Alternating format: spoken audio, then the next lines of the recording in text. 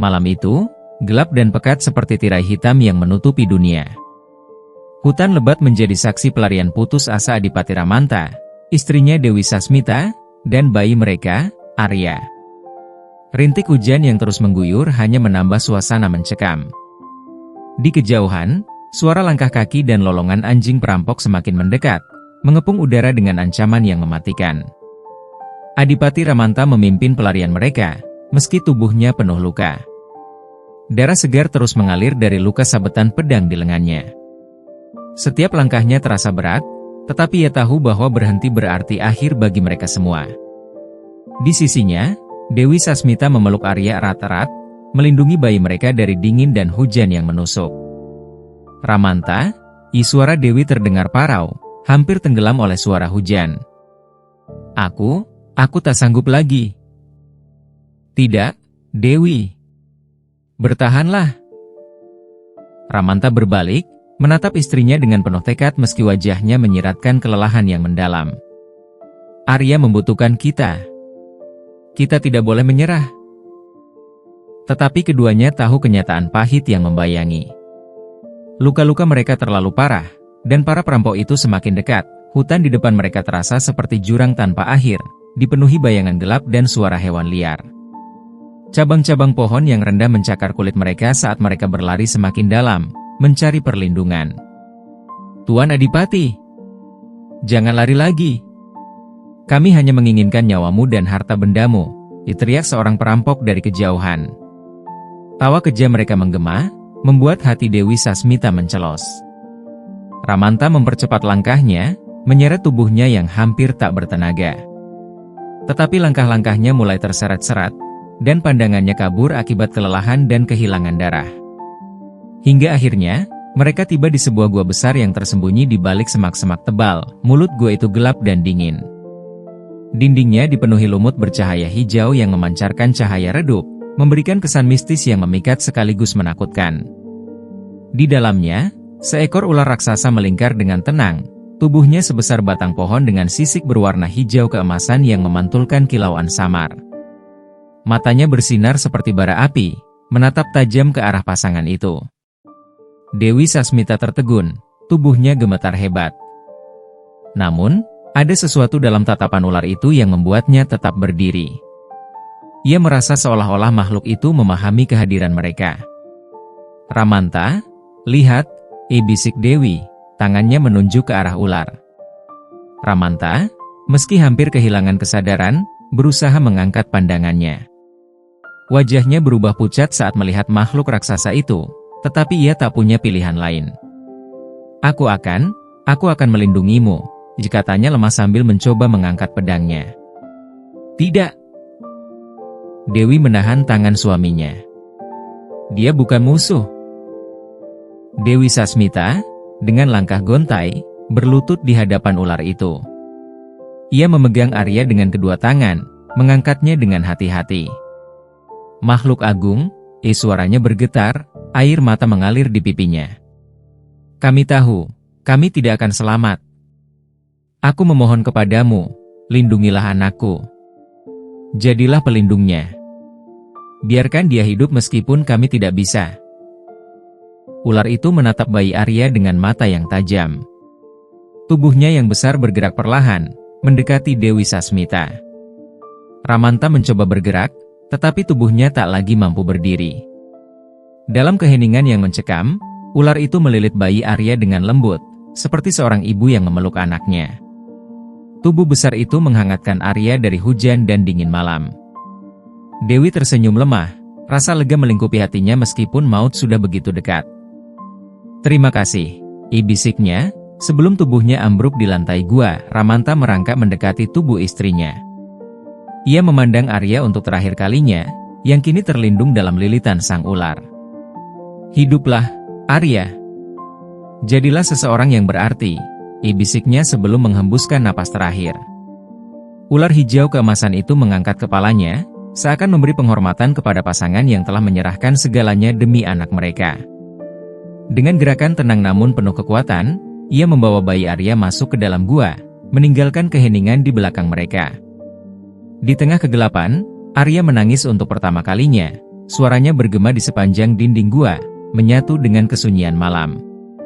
Itu adalah awal dari perjalanan hidup yang akan menjadi legenda. Di tengah hutan yang lebat, di sebuah gua besar yang tersembunyi dari pandangan manusia, Arya tumbuh bersama pelindungnya, seekor ular hijau keemasan. Ular itu, yang Arya sebut sebagai ibu, bukan hanya penjaga hidupnya tetapi juga satu-satunya makhluk yang memberikan arti pada keberadaannya. Arya tidak tahu dari mana ia berasal, atau mengapa ia tinggal di hutan ini bersama seekor ular raksasa. Yang ia tahu, sejak ia dapat mengingat, ibu selalu ada. Lilitan lembut ular itu memberinya kehangatan di malam-malam dingin, dan desisan lembutnya menjadi nada yang menenangkan di tengah keheningan hutan. Hutan adalah sekolah bagi Arya, dan ular besar itu adalah gurunya. Hari-hari mereka diisi dengan pelajaran bertahan hidup. Saat fajar menyingsing dan cahaya mentari menembus celah-celah pepohonan, ular besar itu mengajaknya keluar dari gua, memperlihatkan keajaiban dan bahaya hutan. Arya belajar memanjat pohon-pohon tinggi dengan tangan dan kakinya yang terlatih. Ular itu menunjukkan bagaimana menghindari cabang yang licin, kapan harus bertahan, dan kapan harus mundur. Ia juga diajari mengenali jejak-jejak hewan, mana yang aman untuk didekati, mana yang harus dihindari. Lihat, ibu. Arya suatu hari menunjuk jejak besar di lumpur basah. Itu adalah jejak harimau. Ular itu mendesis rendah, tubuhnya melingkar lebih erat di sekitar Arya. Ia tahu harimau itu masih dekat. Dengan gerakan pelan, ular itu menggiring Arya menjauh, membawa mereka ke tempat yang lebih aman. Pelajaran seperti itu adalah bagian dari kehidupan Arya. Ia belajar dari hutan, membaca tanda-tanda alam, dan memahami bahasa binatang.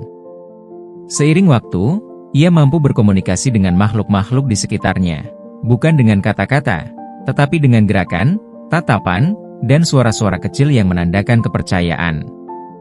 Seekor burung kecil sering mengikutinya, memberinya tanda jika ada bahaya. Seekor monyet liar menjadi temannya, membawakannya buah-buahan liar dari pohon-pohon yang terlalu tinggi untuk ia panjat. Namun, meskipun ia dikelilingi oleh kehidupan hutan, Arya tetap merasa kesepian. Malam adalah waktu yang paling sulit bagi Arya. Ketika kegelapan menyelimuti hutan dan hanya suara desisan angin dan nyanyian jangkrik yang terdengar, ia sering dihantui oleh mimpi-mimpi yang tak bisa ia pahami. Ia melihat bayangan seorang wanita, wajah lembut dengan mata yang penuh kasih. Wanita itu tersenyum padanya, memeluknya dengan kehangatan yang tidak pernah ia rasakan dari siapapun selain ular besar. Di belakang wanita itu, seorang pria berdiri gagah, memegang pedang. Mereka terlihat melindunginya, berbicara kepadanya, tetapi suaranya selalu tenggelam sebelum Arya bisa memahami kata-kata mereka. Ia terbangun dengan tubuh basah oleh keringat, pandangannya mencari-cari ular besar di dalam gua. Ibu, ia berbisik. Aku bermimpi lagi. Siapa mereka? Mengapa aku selalu melihat wajah-wajah itu? Ular itu hanya menatapnya, mata kuningnya bersinar dalam kegelapan. Ia mendekat dan menyentuh wajah Arya dengan ujung moncongnya, seolah berkata, "Kamu tidak perlu tahu. Aku di sini." Namun, Arya tahu bahwa ada sesuatu yang hilang dalam hidupnya. Mimpi-mimpi itu bukan sekadar ilusi. Ia merasakan ikatan aneh dengan wajah-wajah itu, seperti mereka adalah bagian dari dirinya. Ketika Arya mulai menginjak usia remaja, kesepian semakin menekan hatinya. Meskipun ia memiliki hutan dan semua makhluk di dalamnya, ia merasa dirinya berbeda. Kenapa aku tidak seperti mereka? Ia bertanya pada dirinya sendiri suatu hari. Kenapa aku tidak memiliki sisik seperti ibu, atau bulu seperti burung, atau cakar seperti harimau? Apa aku benar-benar bagian dari hutan ini? Ia sering duduk di atas batu besar di dekat gua, memandang ke arah cakrawala. Dari sana, ia bisa melihat garis tipis di kejauhan, sesuatu yang berkilauan di bawah sinar matahari. Ia tidak tahu bahwa itu adalah desa manusia, tempat ia sebenarnya berasal. Apa yang ada di luar sana? Arya bergumam pelan. Ular besar itu, yang biasanya berada di dekatnya, mengawasi dari kejauhan. Ia tahu bahwa rasa ingin tahu Arya semakin besar, dan itu membuatnya cemas. Suatu hari, ketika Arya sedang berjalan di tepi sungai, ia mendengar suara gemerisik di semak-semak. Ia segera berjongkok, menahan napas. Tangan dan kakinya siap untuk melarikan diri jika perlu. Dari semak itu, muncul seekor kijang kecil yang tampak ketakutan. Arya tetap diam, mengamati. Kemudian, ia mendengar suara lain, langkah-langkah berat yang mendekat. Seekor macan tutul muncul, matanya tertuju pada kijang yang gemetar. Tanpa berpikir panjang, Arya mengeluarkan suara pelan, nada rendah yang sering ia dengar dari ular besar ketika memberi peringatan. Macan tutul itu berhenti, menoleh ke arahnya, dan menggeram pelan. "Aku tidak ingin melawan," Arya berbicara dengan nada tenang. Ia tidak tahu apakah macan itu mengerti, tetapi ia mencoba menggunakan gerakan tubuhnya untuk menunjukkan bahwa ia bukan ancaman. Setelah beberapa saat, macan itu mundur perlahan, meninggalkan kijang yang segera melarikan diri ke dalam hutan. Arya menghela napas lega, tetapi kejadian itu membuatnya berpikir lebih dalam. Ia menyadari bahwa ia memiliki kemampuan untuk berkomunikasi dengan makhluk-makhluk hutan, sebuah bakat yang tidak dimiliki oleh siapapun yang ia kenal. Meskipun, sejauh ini, yang ia kenal hanyalah ular besar itu.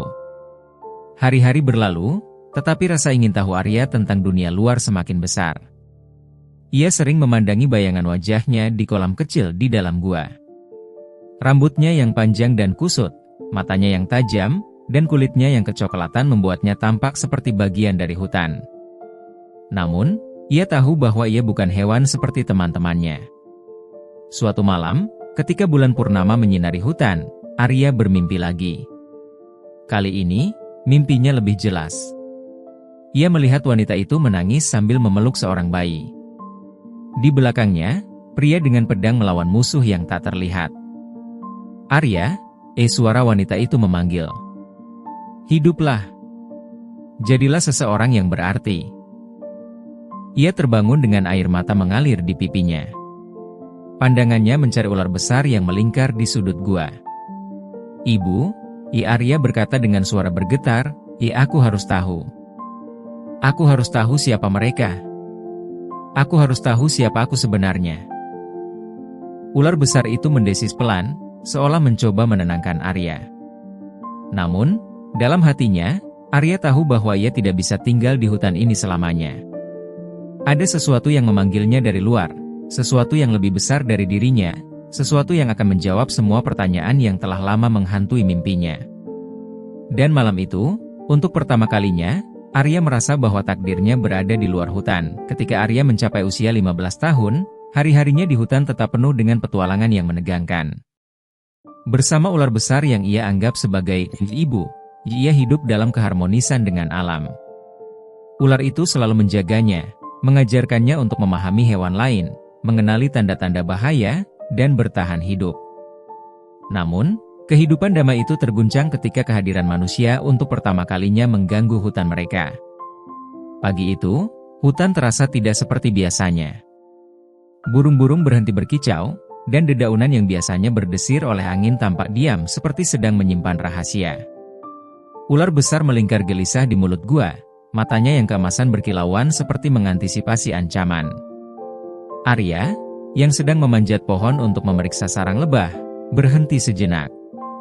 Ia mendengar suara asing, suara langkah kaki yang berat dan terdengar menghancurkan ranting-ranting di tanah. Arya turun perlahan dan mendekati gua. "Ibu, ada apa?" tanyanya. Ular besar mengangkat kepalanya, melirik ke arah suara itu berasal. Sambil mendesis pelan, ia memberikan sinyal kepada Arya untuk tetap tenang tetapi waspada. Arya mengikuti arah tatapan ular dan dengan sigap menyelinap ke balik semak belukar. Dari sana, ia melihat sosok-sosok asing yang belum pernah ia temui sebelumnya. Ada 5 pria, membawa tombak, panah, dan berbagai peralatan berburu.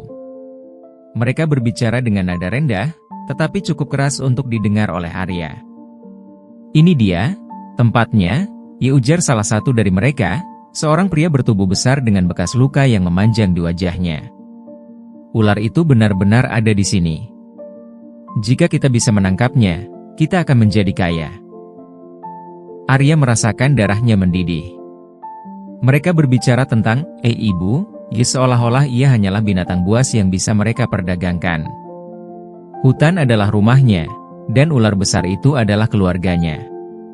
Ia tidak akan membiarkan siapapun menyakitinya. Para pemburu mulai memasang jebakan di sekitar gua. Arya mengamati mereka dari atas pohon, melihat bagaimana mereka memasang tali jerat di antara dua batang pohon, mengatur perangkap berduri yang tersembunyi di balik dedaunan, dan menyiramkan cairan beracun ke beberapa sudut untuk membuat ular itu lemah. Arya mengepalkan tangan.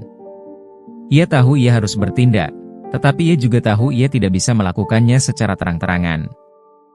Saat malam tiba dan para pemburu mulai beristirahat di sekitar api unggun, Arya menyelinap keluar dari persembunyian. Dengan langkah yang ringan seperti bayangan, ia mendekati salah satu jebakan dan dengan hati-hati memotong tali jerat menggunakan batu tajam yang ia temukan. Ia mengubur perangkap berduri lebih dalam ke tanah, memastikan jebakan itu tidak lagi berfungsi. Namun, ketika ia sedang menuangkan cairan beracun ke sungai kecil agar hilang dari hutan, suara ranting yang patah membuatnya membeku. "Hei! Siapa di sana?" teriak salah satu pemburu. Arya berlari secepat angin, tubuhnya yang lentur dan terlatih membantunya menghindari cabang-cabang pohon dan akar-akar yang menjalar di tanah. Para pemburu mengejarnya, tetapi Arya lebih cepat. Ia memanjat pohon, melompat dari satu cabang ke cabang lain, meninggalkan mereka kebingungan di bawah.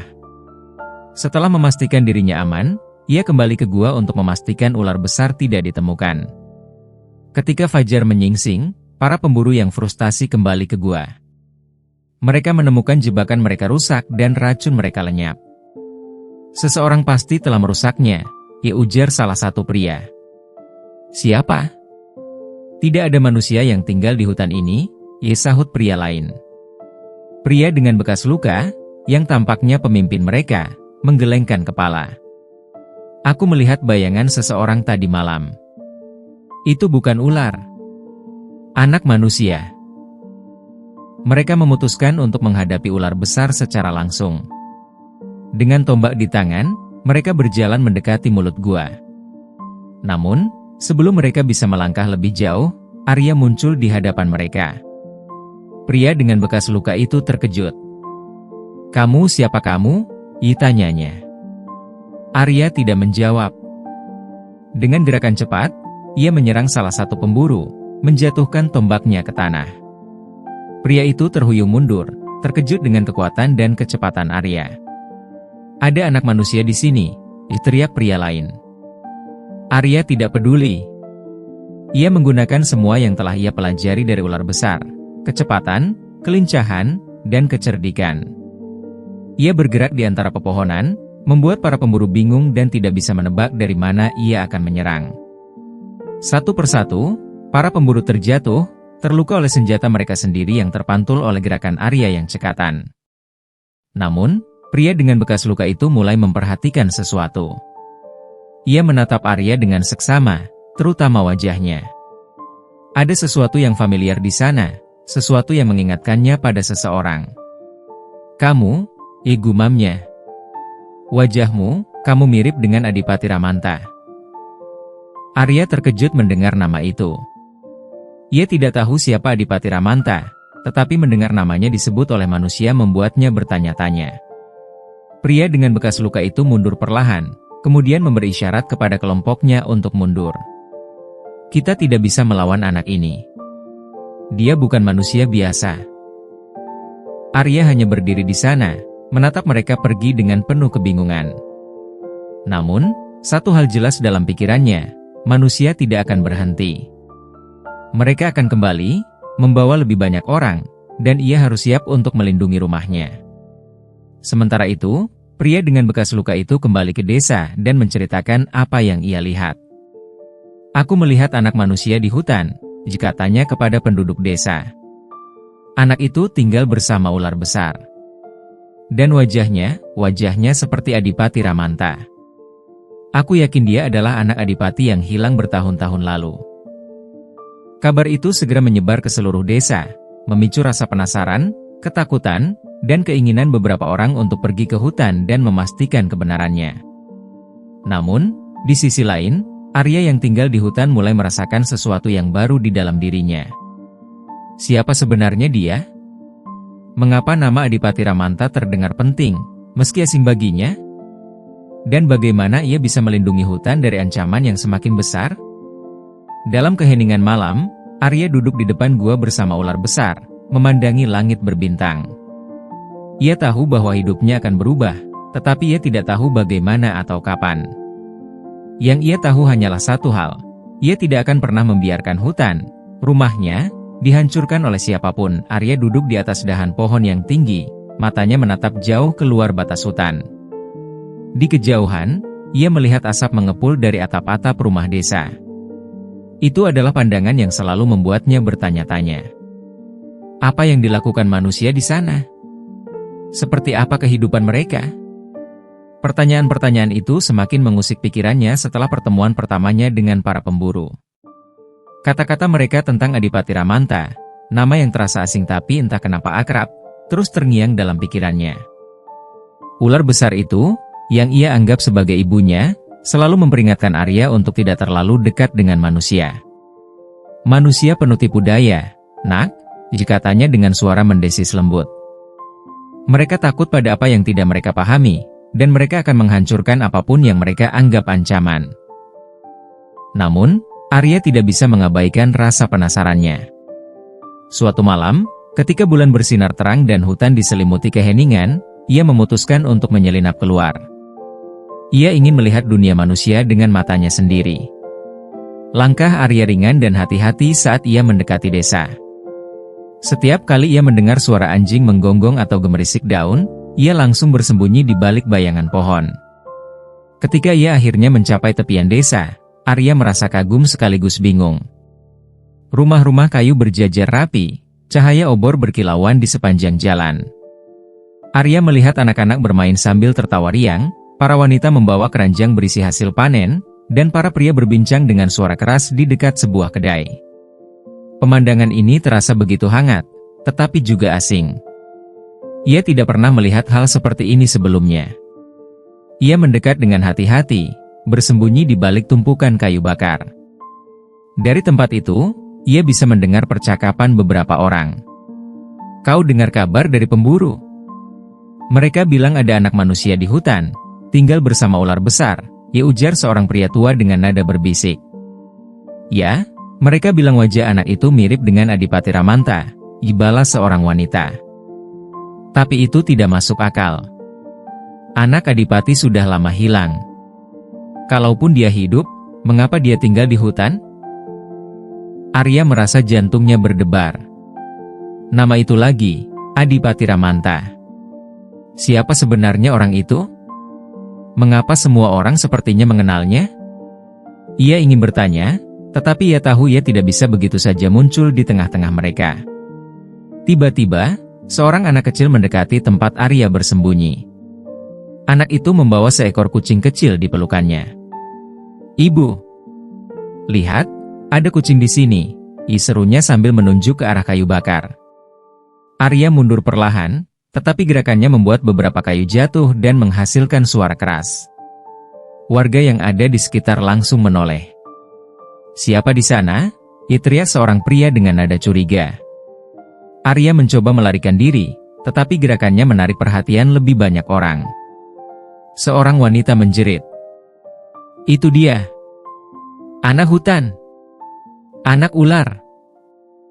Dalam hitungan detik, suara keramaian meledak. Orang-orang berteriak dan berlarian. Beberapa pria mengambil obor dan senjata seadanya. Arya, yang panik, mencoba mencari jalan keluar, tetapi jalan-jalan desa terasa seperti labirin baginya. Kejarlah dia, teriak salah satu warga. Dia membawa kutukan. Arya melompat melewati pagar kayu, berlari di antara kerumunan yang panik. Ia mencoba memanjat dinding salah satu rumah, tetapi seorang pria menarik kakinya. Ia berhasil melepaskan diri, tetapi cakar dari senjata pria itu menggores lengannya. Luka itu perih, dan darah mulai menetes. Dengan sisa tenaga, Arya berlari menuju hutan. Ia mendengar langkah-langkah kaki di belakangnya, semakin mendekat. Ia tahu ia harus sampai ke tempat aman sebelum mereka menangkapnya. Begitu mencapai batas hutan, Arya menggunakan kemampuannya yang ia pelajari selama bertahun-tahun. Ia melompat ke pohon, menyelinap di antara dedaunan, dan bergerak seperti bayangan. Para pengejarnya berhenti di pinggir hutan, ragu untuk melangkah lebih jauh.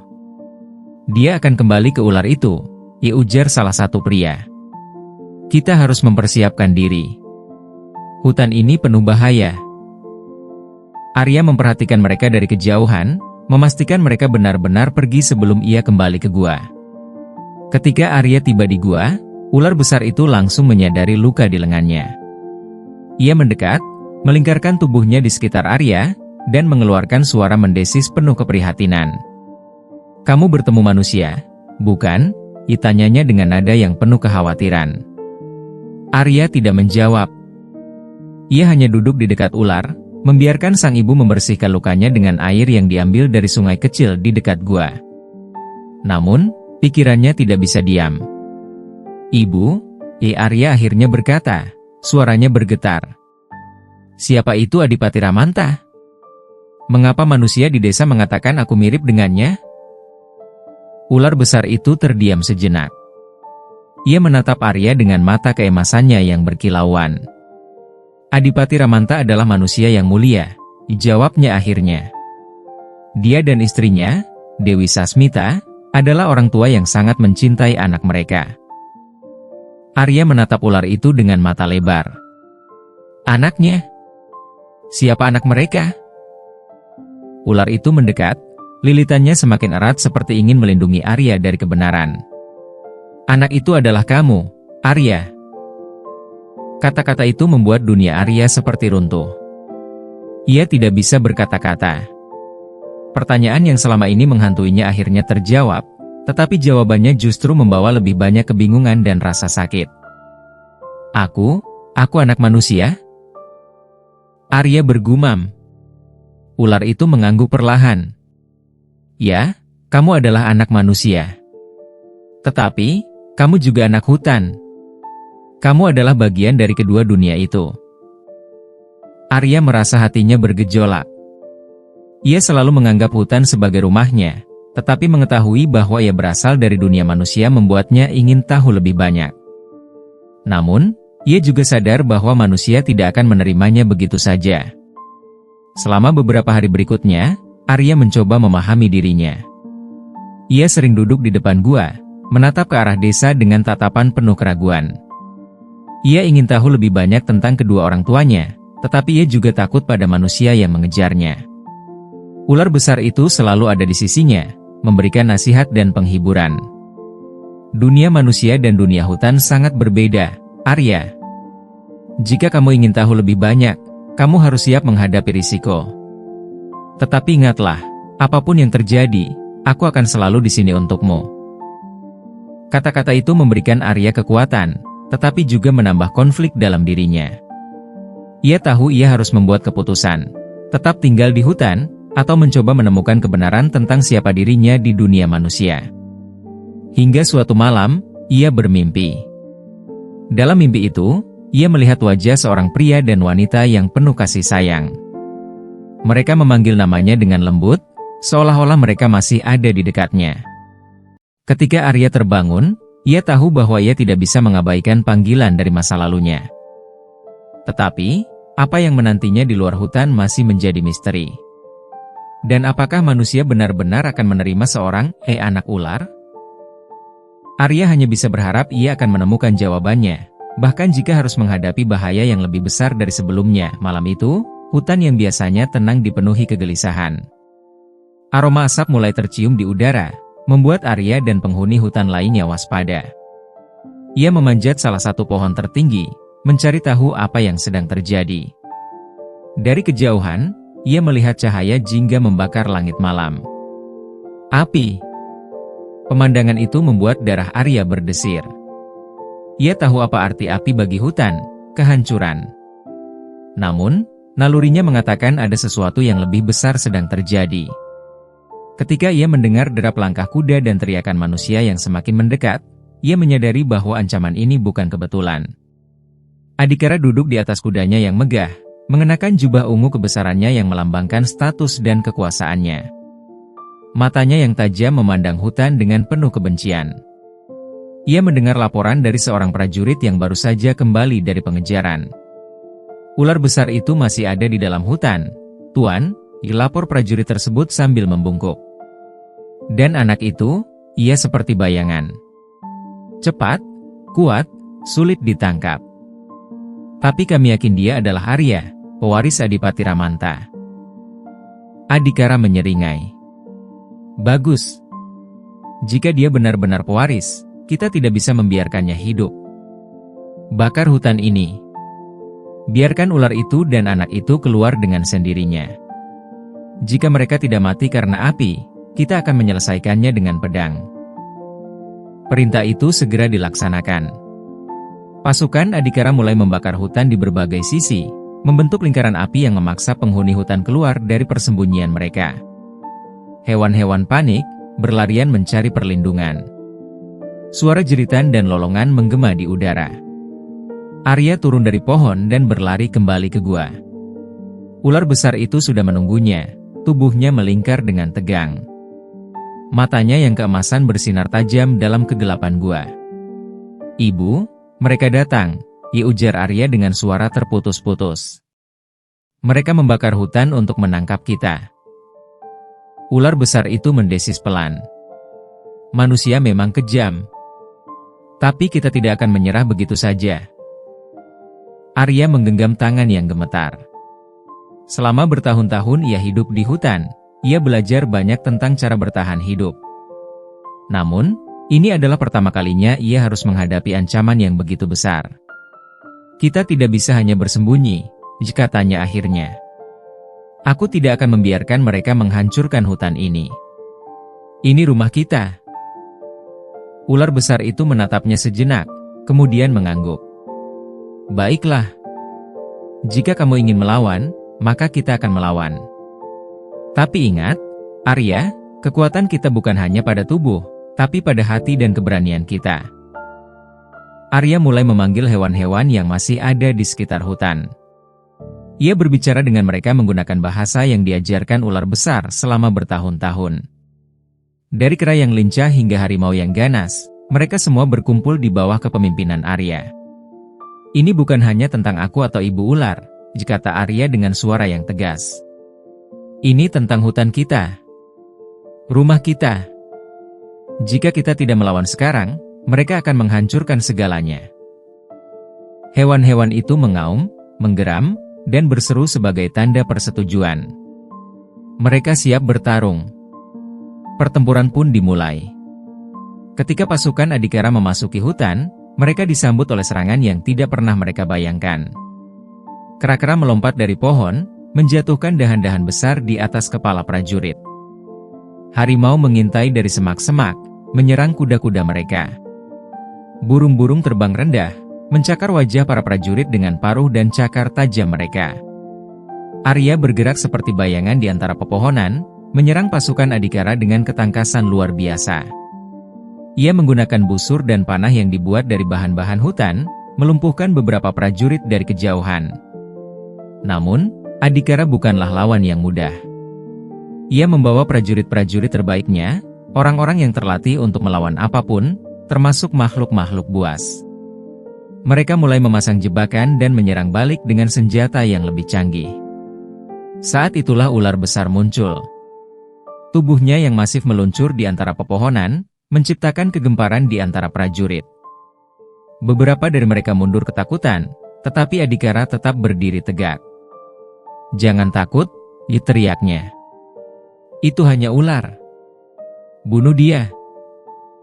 Para prajurit melemparkan tombak-tombak mereka, tetapi ular besar itu bergerak dengan cepat, menghindari serangan. Ia melilit beberapa prajurit, melumpuhkan mereka dalam sekejap. Namun, jumlah musuh terlalu banyak. Di tengah pertempuran, Adhikara melihat Arya. Ia mengenali wajah itu, wajah yang sangat mirip dengan Adipati Ramanta. Adhikara maju dengan pedangnya, melangkahi mayat prajurit dan hewan yang tergeletak di tanah. Kamu pikir kamu bisa mengambil kembali apa yang menjadi milikku? Serunya dengan suara penuh kebencian. Kamu hanyalah anak liar yang tidak tahu apa-apa. Arya menghadapinya dengan keberanian. Ia menarik busurnya, tetapi Adhikara lebih cepat. Dengan satu ayunan pedang, ia mematahkan busur Arya dan membuatnya terjatuh. Ular besar itu melihat apa yang terjadi. Dengan seluruh tenaga yang tersisa, ia meluncur ke arah Adhikara, melindungi Arya dari serangan terakhirnya. Pedang Adhikara menancap di tubuh ular itu, membuatnya mengeluarkan desisan kesakitan yang menggema di seluruh hutan. "Ibu!" Arya berteriak, matanya penuh air mata. Dengan napas terakhirnya, ular besar itu melilit tubuh Adhikara, menjatuhkan pedangnya, dan membuatnya tidak bisa bergerak. Ia kemudian menatap Arya, memberikan senyum kecil yang penuh kasih sayang. "Jangan takut, nak," ujar ular itu dengan suara yang semakin lemah. "Kamu lebih kuat dari yang kamu kira. Hutan ini akan selalu bersamamu." Arya merasakan kemarahan dan kesedihan bercampur dalam dirinya. Dengan kekuatan terakhir yang dimilikinya, ia mengambil pedang Adhikara dan mengarahkannya ke tanah. Ia tidak membunuh Adhikara, tetapi ia memastikan bahwa pria itu tidak akan pernah melukai siapapun lagi. Pasukan Adhikara yang tersisa akhirnya mundur. Mereka ketakutan melihat kekuatan Arya dan penghuni hutan. Api yang mereka nyalakan mulai padam berkat hujan yang tiba-tiba turun, seolah-olah alam sendiri melindungi hutan. Arya duduk di samping tubuh ular besar, air matanya mengalir deras. Ia merasa kehilangan yang mendalam, tetapi ia tahu ia harus terus maju. Hari itu, Arya tidak hanya kehilangan ibu angkatnya. Ia juga menemukan jati dirinya, seorang anak manusia yang diberkati oleh hutan.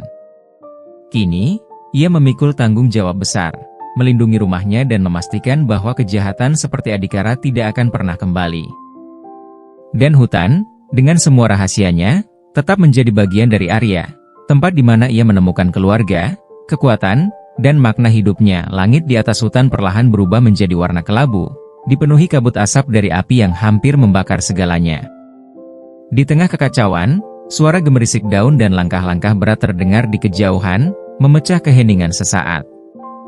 Arya berdiri tegak, tubuhnya berlumur lumpur dan darah, baik miliknya sendiri maupun dari pertempuran yang baru saja terjadi. Di hadapannya, Adhikara melangkah maju, memegang pedang dengan penuh percaya diri.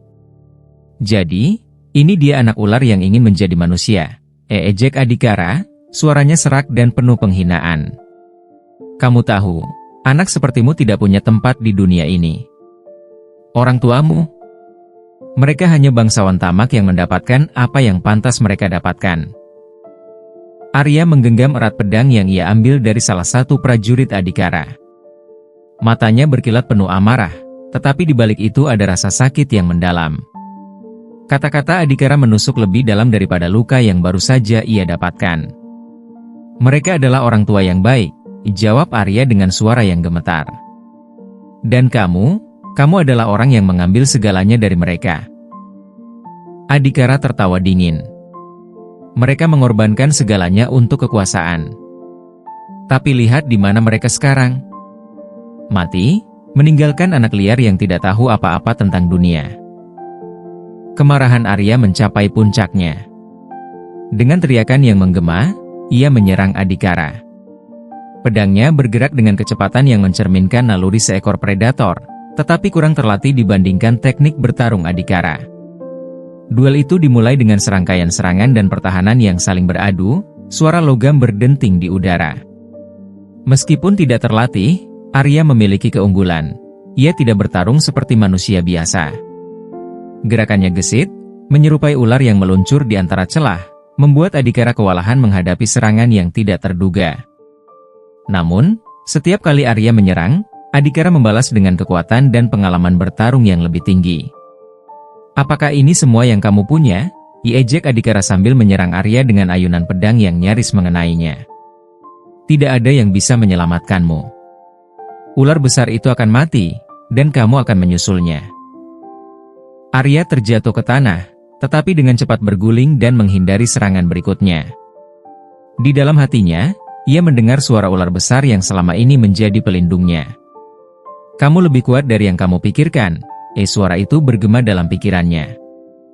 "Gunakan hati dan instingmu, Arya," lawan dengan keberanian, bukan hanya kekuatan. Arya mengingat semua pelajaran yang ia dapatkan selama bertahun-tahun hidup di hutan. Ia memanfaatkan medan sekitarnya, dedaunan basah yang licin, akar pohon yang menonjol, dan semak-semak yang lebat. Ia mulai memancing Adhikara ke dalam perangkap alami, membuatnya kehilangan keseimbangan. Adhikara, yang terbiasa bertarung di medan terbuka, mulai kehilangan fokus. Dengan satu gerakan cepat, Arya berhasil melukai lengan Adhikara, membuat pedangnya hampir terlepas. Namun, Adhikara tidak menyerah begitu saja. Dengan amarah yang meluap, ia menyerang balik dengan kekuatan penuh, memukul pedang Arya hingga terlepas. Kini, Arya hanya memiliki tangan kosong untuk bertahan.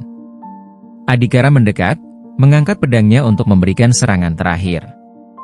Ini akhirnya, anak ular, dikatanya dengan nada penuh kemenangan. Tetapi sebelum pedang itu sempat menebas, Arya melompat ke arah Adhikara, menggunakan kekuatannya untuk menjatuhkannya ke tanah. Keduanya berguling di atas tanah berlumpur, bertarung seperti binatang liar. Dalam perjuangan itu, Arya berhasil merebut kembali pedangnya. Dengan nafas yang tersengal, ia berdiri di atas tubuh Adhikara, pedang terarah ke dada pria itu. "Ini untuk orang tuaku," bisik Arya, matanya penuh dengan air mata. Namun, tepat sebelum ia melayangkan serangan, ia teringat pesan dari ular besar, "Jikamu lebih dari sekadar manusia, jangan biarkan amarah menguasaimu." Arya menurunkan pedangnya. Ia tidak ingin menjadi seperti Adhikara, seseorang yang hanya dipenuhi oleh kebencian. "Pergi dari sini," katanya dengan suara dingin. "Dan jangan pernah kembali." Adhikara, yang terluka dan terhina, bangkit perlahan. Ia tahu ia telah kalah, bukan hanya secara fisik, tetapi juga secara moral. Dengan langkah terpincang, ia meninggalkan medan pertempuran, diikuti oleh sisa-sisa pasukannya yang ketakutan. Setelah pertempuran berakhir, Arya kembali ke tempat ular besar terbaring. Tubuhnya yang masif terlihat lemah, napasnya semakin lambat. "Ibu!" Arya berlutut di samping ular besar itu, air mata mengalir di pipinya. Ular besar itu menatap Arya dengan mata yang lembut. "Kamu telah melakukannya dengan baik, anakku," katanya dengan suara pelan. "Hutan ini, selamat karena keberanianmu." "Tapi aku tidak bisa menyelamatkanmu," jawab Arya dengan suara bergetar. Ular besar itu menggelengkan kepalanya. "Aku telah hidup cukup lama. Tugasmu belum selesai, Arya. Kamu harus melanjutkan hidupmu. Dunia manusia menunggumu, dan mereka membutuhkan seseorang seperti kamu, seseorang yang tahu bagaimana melindungi, bukan hanya mengambil." Arya menangis sejadi-jadinya saat ular besar itu menghembuskan napas terakhirnya. Kehilangan itu terasa seperti lubang besar di hatinya. Namun, di dalam kesedihan itu, ia menemukan tekad yang baru. Beberapa hari kemudian, Arya berdiri di tepi hutan, memandang ke arah desa yang dulunya ia takuti.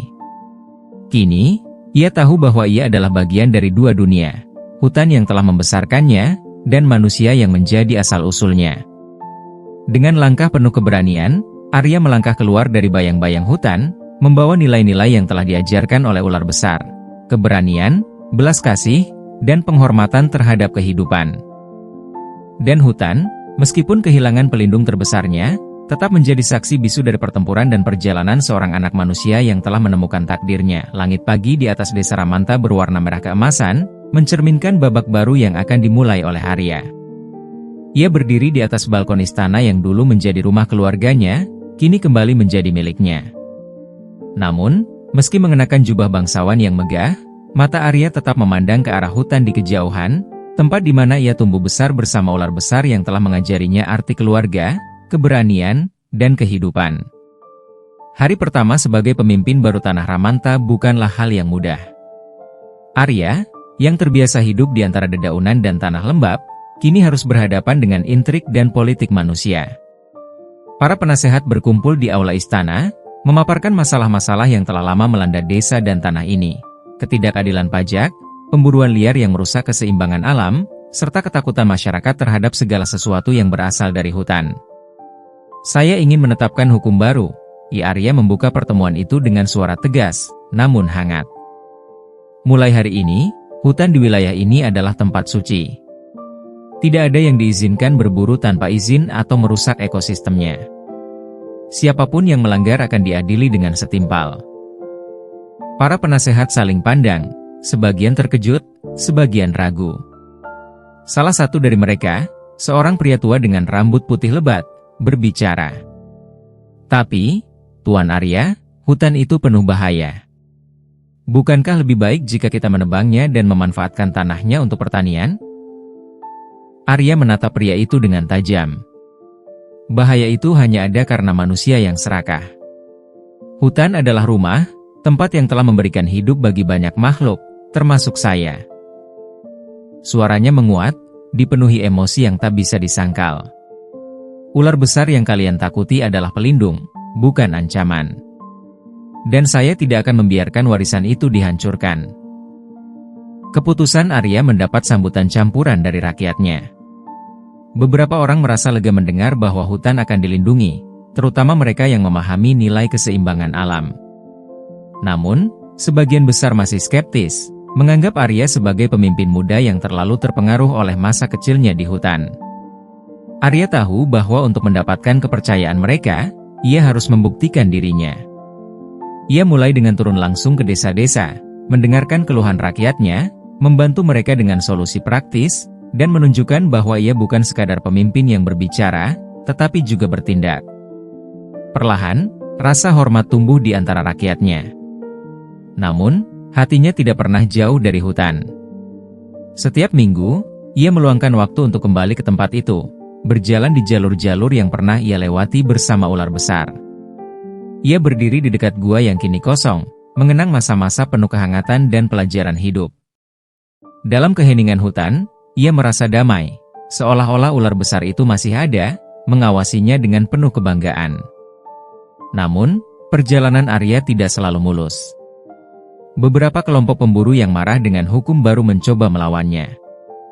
Mereka memasuki hutan secara diam-diam, menebang pohon dan memasang jebakan. Ketika Arya mendengar kabar ini, ia memutuskan untuk menghadapi mereka langsung. Malam itu, ia memimpin pasukannya ke dalam hutan. Di bawah cahaya bulan, mereka menemukan para pemburu yang sedang bersembunyi di balik bayang-bayang pohon, siap melawan siapa saja yang mencoba menghentikan mereka. Arya melangkah maju, tanpa senjata di tangannya. "Saya tahu kalian marah," katanya dengan suara yang tenang namun tegas. "Tapi apa yang kalian lakukan tidak hanya melawan hukum, tetapi juga melawan kehidupan itu sendiri. Hutan ini adalah rumah bagi ribuan makhluk, termasuk kita. Jika kalian menghancurkannya, kita juga akan hancur." Para pemburu awalnya enggan mendengarkan. Salah satu dari mereka, seorang pria bertubuh besar dengan bekas luka di wajahnya, mengarahkan panah ke Arya. "Apa yang kamu tahu tentang kehidupan kami? Kami butuh makan, butuh uang. Hutan ini adalah satu-satunya sumbernya." Arya tidak mundur. "Saya tahu," jawabnya, matanya penuh empati. "Itulah mengapa saya di sini untuk membantu.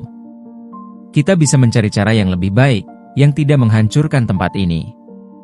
Tapi jika kalian tetap memilih jalan ini, kalian tidak hanya melawan saya, tetapi seluruh dunia yang bergantung pada hutan ini." Suasana tegang itu akhirnya mencair ketika beberapa pemburu menurunkan senjata mereka. Mereka melihat ke dalam mata Arya, yang memancarkan ketulusan dan keberanian, dan menyadari bahwa ia tidak hanya berbicara sebagai pemimpin, tetapi juga sebagai bagian dari hutan itu sendiri. Tahun-tahun berlalu, dan tanah Ramanta berubah menjadi tempat yang lebih damai dan makmur. Hutan menjadi simbol kehidupan, bukan ketakutan, dan rakyatnya mulai melihat hutan sebagai bagian dari identitas mereka. Arya terus memimpin dengan bijaksana, mengintegrasikan nilai-nilai yang ia pelajari dari hutan ke dalam pemerintahan. Namun, meski hidup di dunia manusia, Arya tidak pernah melupakan asal-usulnya. Ia sering mengunjungi hutan, berbicara dengan hewan-hewan yang ia kenal sejak kecil, dan duduk di dekat gua untuk merenung. Ia tahu bahwa ular besar itu tidak pernah benar-benar pergi. Pelajaran dan cinta yang ia berikan akan selalu menjadi bagian dari dirinya. Dan di bawah langit yang luas, di antara pohon-pohon yang menjulang, Arya menemukan kedamaian. Ia adalah pewaris dua dunia, manusia dan hutan, dan ia tahu bahwa tugasnya adalah menjaga keseimbangan di antara keduanya, selamanya.